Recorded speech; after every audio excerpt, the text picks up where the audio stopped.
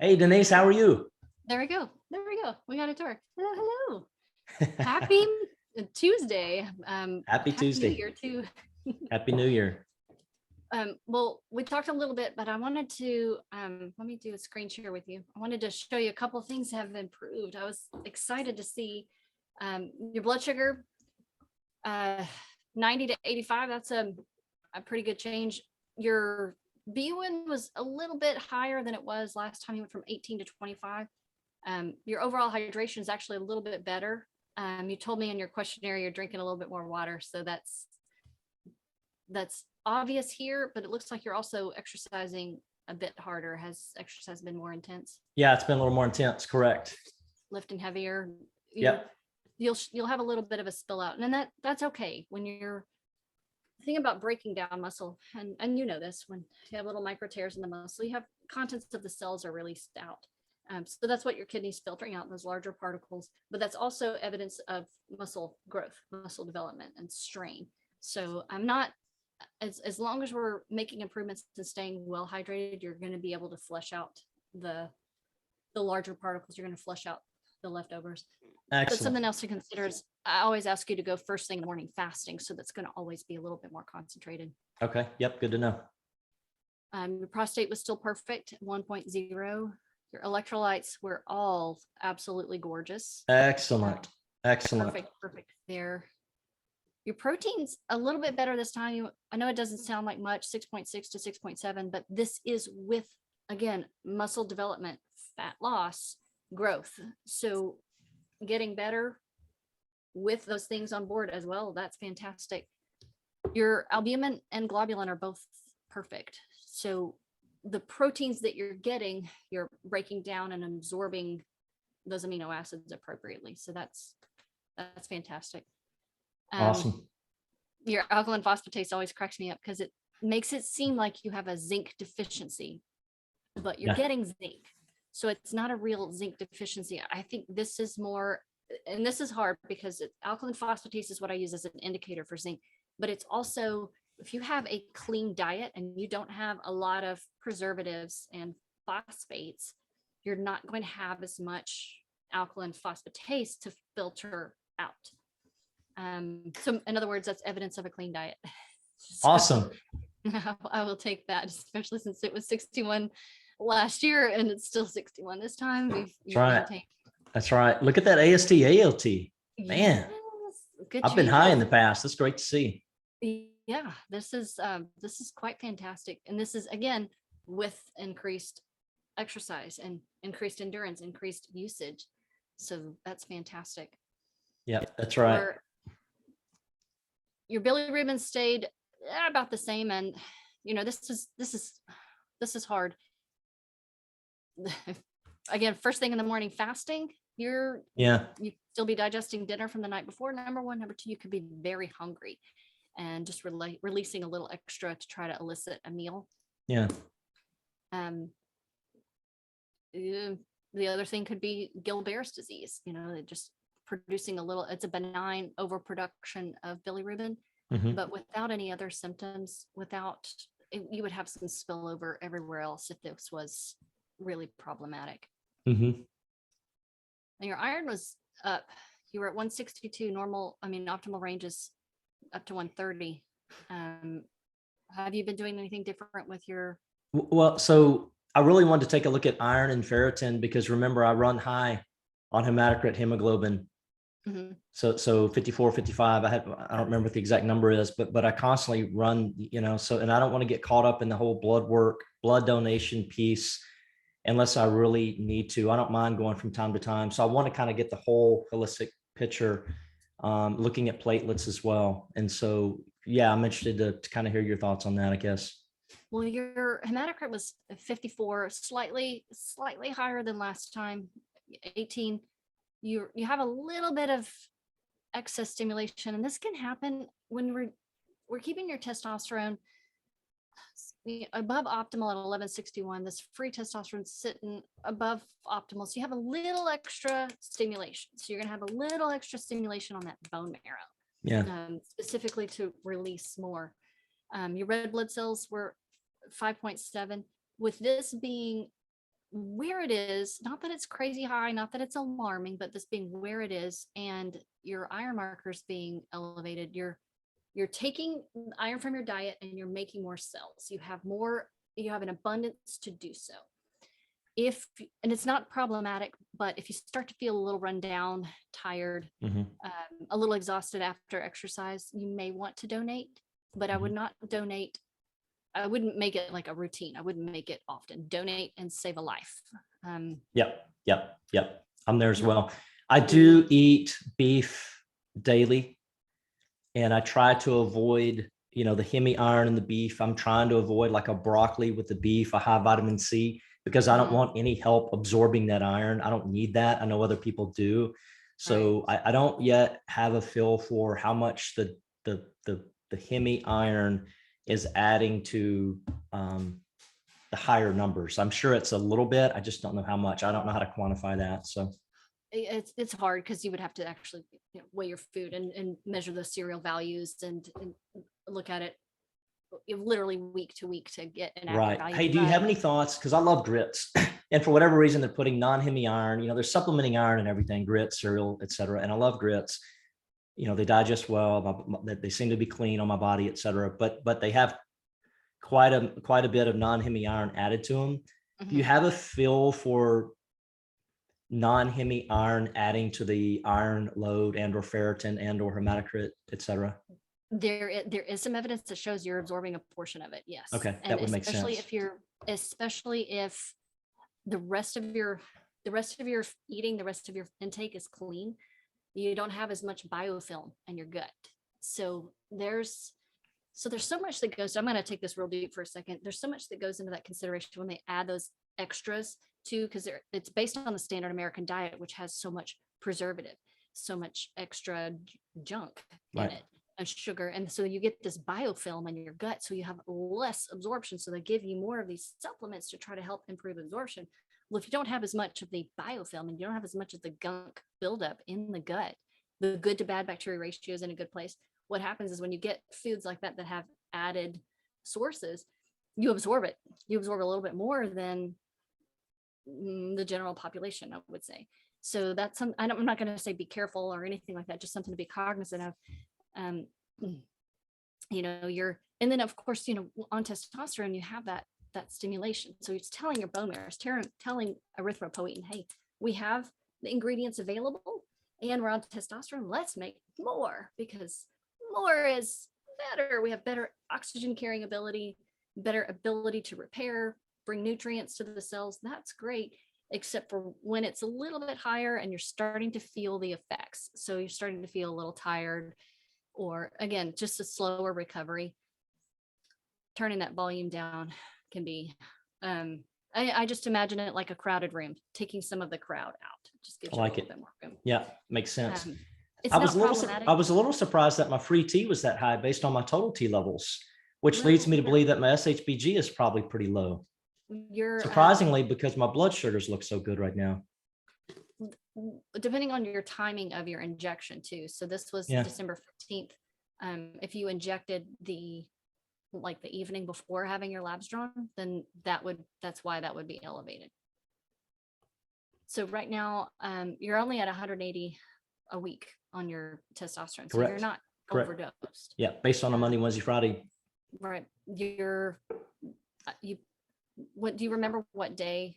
If this was the 15th, do you remember what day you injected? Depends on that was the 15th. So I could look back at a calendar, but it's, I'm on a Monday, Wednesday, Friday. So but I don't know what day, December 15th. December 15th was a Saturday.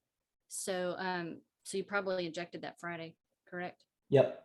Yeah. So you just injected the day before. Wait, sorry, December 15th. Sorry. That's a Wednesday.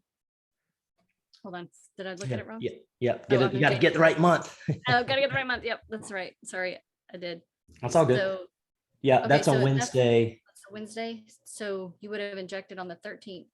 I would have injected on the 13th and the 15th. I just don't remember if I got up and injected before I went and gave blood.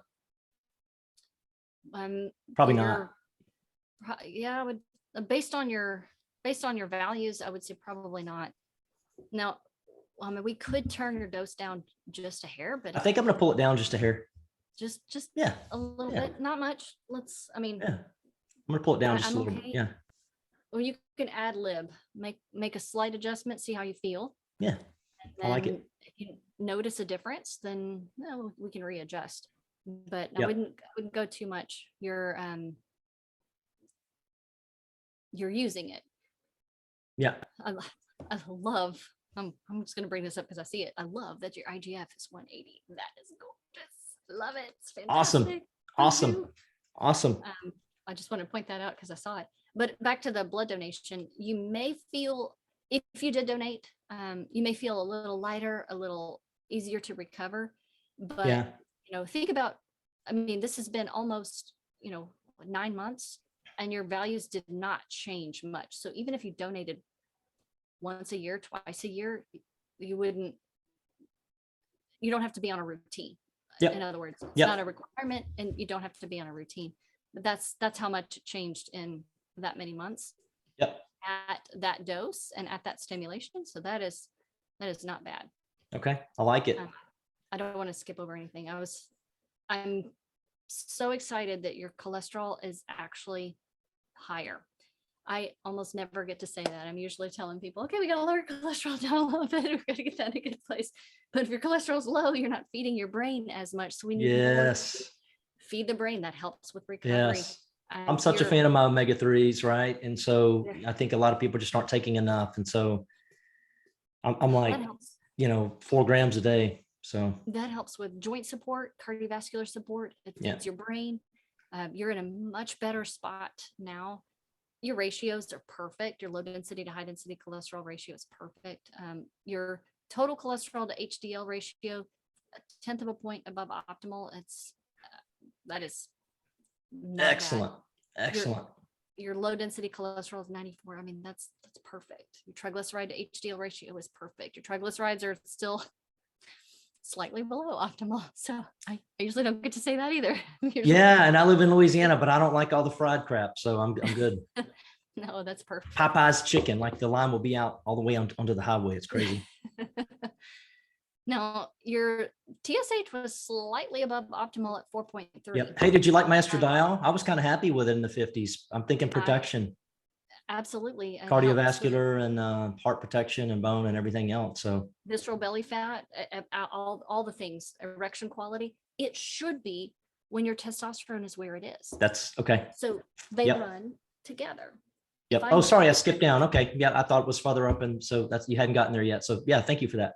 That's okay. Well, your testosterone and estrogen, they should, as one goes up, they both should go up. They run together. If you build one and block the other, you have this big gap in between, and that's where you have problems. That's where perfect. You have higher risks.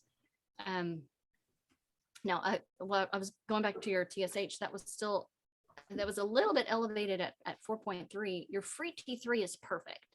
So your stimulation is there. This every bit could have been because of where your testosterone was.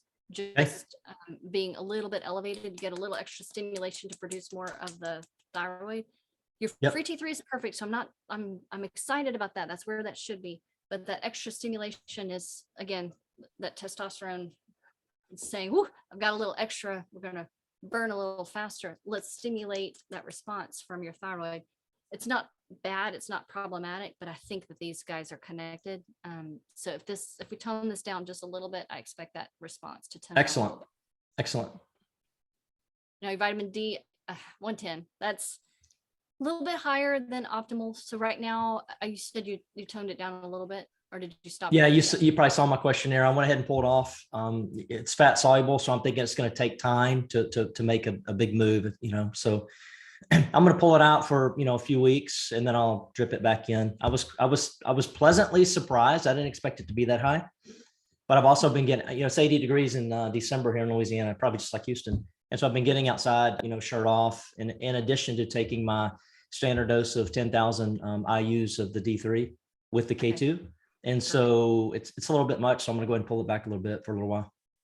It's going to probably take about 3 weeks for it to fall down. So after about 3 weeks, start adding it back in, and you can do it instead of doing it daily, every other day or 3 or 4 days a week. That should, especially if you're outdoors, shirtless, getting that sun exposure, you're getting that absorption.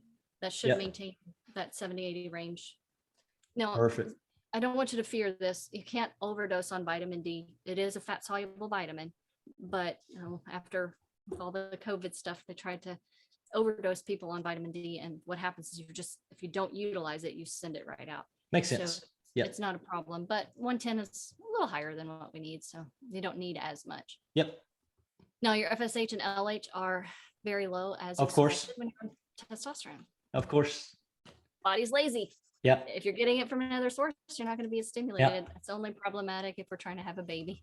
So now your pregnenolone was a bit low at 125.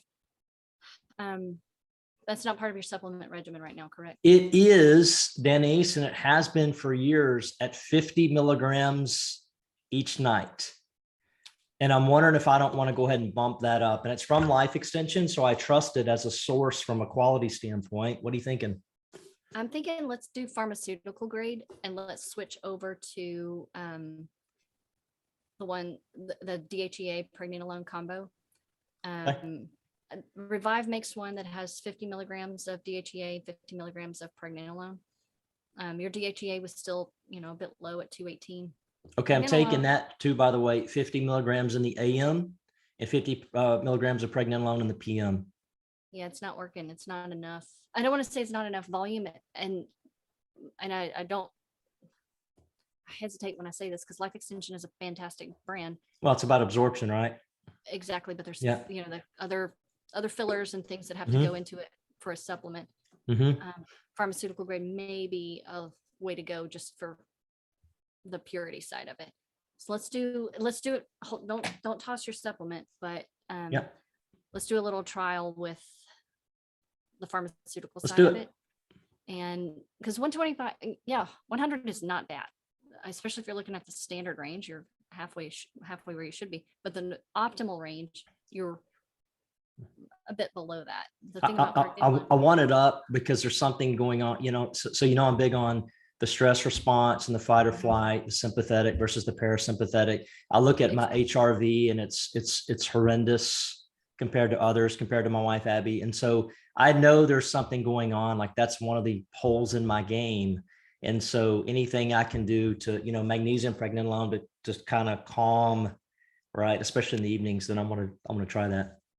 It helps with, it can help with sleep too. I know you're tracking it with your Oura Ring, and it could be a little bit better.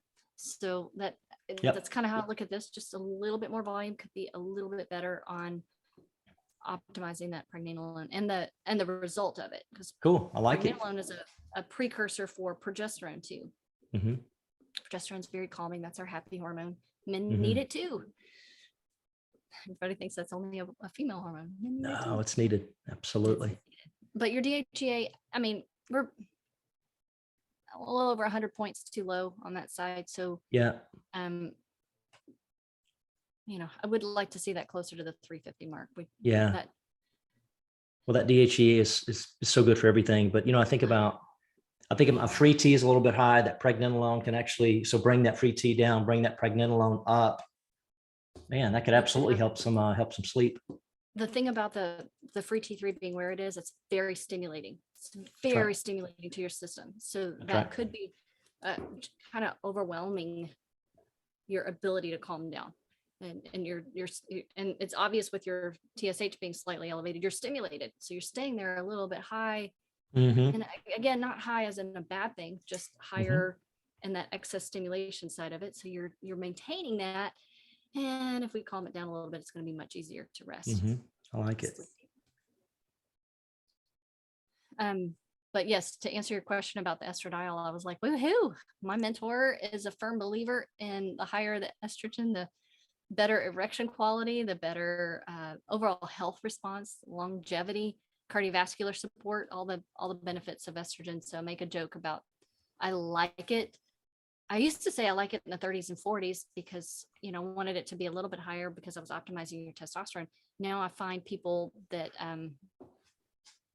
feel great when they're in their 50s, 60s, 70s, especially because of where your testosterone is. Absolutely. The ratio is slightly above optimal. That ratio should be nice and balanced. Your like I said, we talked about the hemoglobin, hematocrit, red blood cells. I feel like if you did one donation, you'd probably notice a bit of a difference, and that would last you 5 or 6 months. Yeah. Yeah. I'm good with that. I'm good with that. Save a life. Yeah. Go, if we could use it right now, you're a pure blood. That's right. So, that's right.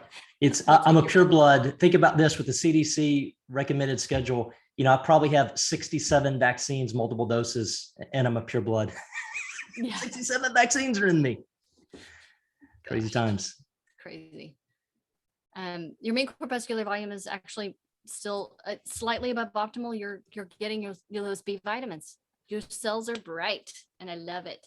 Okay, and good. I want the cells to be bright. I want those B vitamins to be in place. You're getting them. You're absorbing them. Your MCH is sitting on the higher side. Those cells are just bright and healthy. Okay. I will take bright and healthy over not enough all day long. Excellent. So you are extremely efficient at pulling in that iron. You're extremely efficient at pulling in those B vitamins and just making healthy, plump cells. The red cell distribution width is perfect. Those cells are plump, happy, and bright. So that you have an increased oxygen carrying capability. That alone typically plays a role in your heart rate variability, because now you have that oxygen carrying response is satisfied. Now, on that side of it, that's good. But if your testosterone is sitting high and your stimulation is sitting high, it's kind of like buzzing at this certain level. Well, you might not have as much variability there. Makes sense. That makes sense. Yeah. Oh, yeah. Always heightened. Yeah. White blood cells were still slightly below optimal, but your neutrophils were perfect. Lymphocytes were perfect. Monocytes slightly above optimal. Everything else was gorgeous. Excellent. I don't see anything that was off. Your neutrophils and lymphocytes were perfect here. It makes your ratio a little bit low, but your absolute counts are perfect. What would cause the monocytes to be slightly above optimal is if you were recovering from something, or even something you ate. If it didn't agree with you, that's a cleanup crew that comes out after the invader. But by the way, my next lever to pull is I have not done a food sensitivity test in 15, 20 years. I am such a believer in that. So I don't know why I've waited so long. So do you know of a brand or a source? Because to me, it just makes sense. It's quantifiable data like blood work. Well, for food allergies, I think that Everlywell is a good one, like at a home kit. We do GI mapping too, and it doesn't necessarily do allergies. It's more the good to bad bacteria ratio, your H. pylori deficiencies and things that you need in your gut. So allergies being one separate entity and a GI map being a completely separate entity. So if you have GI issues, then I would do the GI map. If you're looking at, hey, can I have this? Is this good for me? Am I receiving it well? Then I would do the Everlywell. Okay. But keep in mind that foods that you eat frequently could show an allergy, even though it's not really an allergy. So just that frequent exposure will have that presence. So in the weeks leading up to, if you do the Everlywell, I would make sure there's a huge variation in your diet. As far as if you eat beef 4 or 5 times a week, then it's going to show potentially an allergy there. Same thing with eggs. If you're eating eggs every single morning, it's going to show an allergy there. So have quite a bit of variation just to kind of have that better accuracy on a real allergy. I like it. So yeah, I'm all in all, I was like, woohoo, killing it. The only thing I was like, was we may need to turn the testosterone down. And I think if you had the symptoms, if you were feeling run down and tired, donating may help. Like I said, most of my patients don't have to donate. We don't typically have that issue, but here's the beauty of it. When you're in a good place and your bone marrow says, well, I've got everything I need, well, let's just make some more, then that's actually kind of a healthy response. It's not a bad thing. Just a little extra stimulated on that side. Okay. Yep. Excellent. I was loving the IGF. I mean, that is perfect. I wanted it closer to 200 because that's not bad for a 50-year-old. No, I want to want to match you to a 30-year-old. Like I want that cell turnover, that health. I want that side of it. I'm trying to keep that measurement there. So, Awesome. woo-hoo. Any questions about anything so far? I don't think so. I just realized I'm a little bit past our time, so I have to go shortly. Okay. Let me do. So keep me posted on that 5 amino. Let me know how it's